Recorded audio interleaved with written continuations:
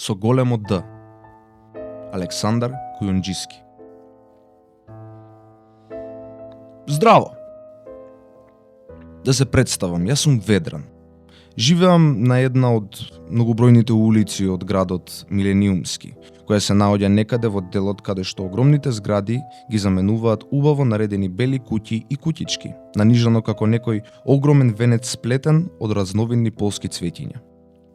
И јас како поголемиот дел од моите врсничиња и другарчиња ги обожувам игрите кои прилегаат на мојата возраст. Често возам велосипед, но до училиштето, во кое сите велат дека важам за примерен и вреден ученик. Но не се правам важен поради тоа. Редовно одам пеш.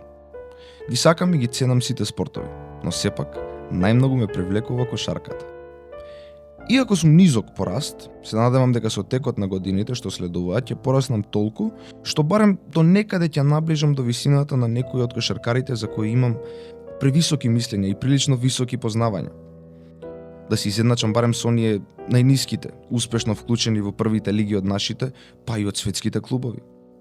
Од белосветските надпревари кои редовно ги следам на ТВ екраните и од оние проследени во живо на нашите спортски арени, како и од интервјуата и искажувањата на многумина реномирани кошаркари покрај се друго, се здобив и со доволни и со точни поединости и за знајностите и тајните што ја одвикуваат и ја развиткуваат таа спортска дисциплина. И си реков, давајќи си чесен кошаркарски збор. Со дисциплина и тренинг може се да се постигне. Уште кога бев на многу помала возраст и разновидните вежби и гимнастиката станаа дел од моето секојдневие. Ќе вежбав, па за да здивнам и да се вивнам, ќе земев метар да се измерам. Не баре со некое ново мерење верував дека ќе се здобиам со милиметар два повеќе од првичниот бој.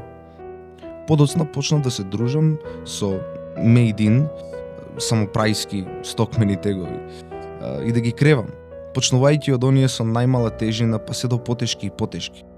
Вртев кругови по кејот на блиската река, дружејќи се напоредно и со велосипедот и со патиките, кои ми се излижуваа побрзо од автомобилските гуми на некои чичковци кои до продавницата на 100 чекори за дневниот стан не одат пеш.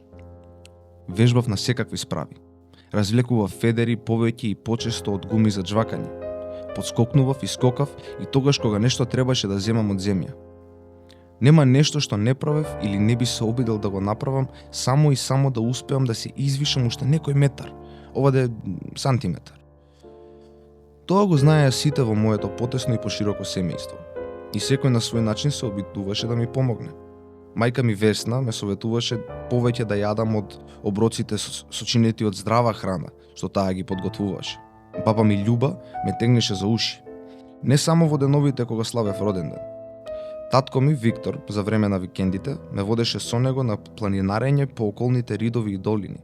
А дедо ми Сокол се почесто ме тераше да земам некој од алатите и да се здружам, макар и сосема накратко и со греблото, со копачот, со мотиката или со лопатата од неговиот третодобен работен комплет. Па така да му помогнам во уредувањето на дворот и на градинчето околу куќата. Имав среќа и со гралиштето за кошарка, кое се наоѓаше недалеку од нашата куќа. Иако често и се почесто беше зафатено со надпревари што пред мене ги почнале други екипи, напар го станав толку омилен и познат влюменик во таа игра што речиси секогаш кој да играше ќе се најдеше место и за мене.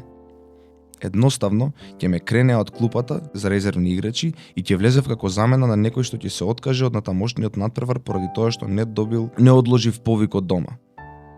На некој поради тоа што се повредил или пак на местото на некој кој не се покажал толку вешт скокач и уфрлувач во кошот кој заслужил настап на надпревар од престижно значење. Впрочем, во нашава кошаркарска улица, како надпревари од тој ранг, се прогласуваат најмалку 100 од 100 следни дуели. Иако на сите учесници во игрите ни беше добро позната изрека «Важно е да се учествува». Да, тоа е најважно, си велев и јас, но изрека вачинам важи за учеството пред се на Олимписките игри, а не до тогаш јас, може би... Висината не е најважното нешто за успех. Не само во спортовите, туку и во се друго. Има нешто многу побитно од растот за секој човек да стане висок и голем. Во една прилика ми соопшти и ме пофали мојот професор по физичка. откако не еднаш се увери во моите кошаркарски посакувања и постигнувања. Ти, Ведран, си видлив и виден пример за тоа. Ви се представив, ме запознавте, нели? Па, драги мои другари и другарки, и драги другари и другарки на книгите.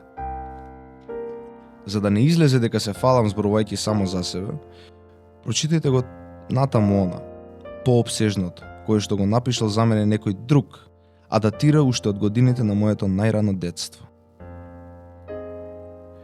Ако сакате да ја купите оваа книга, може да ја најдете во продажното место Антолог.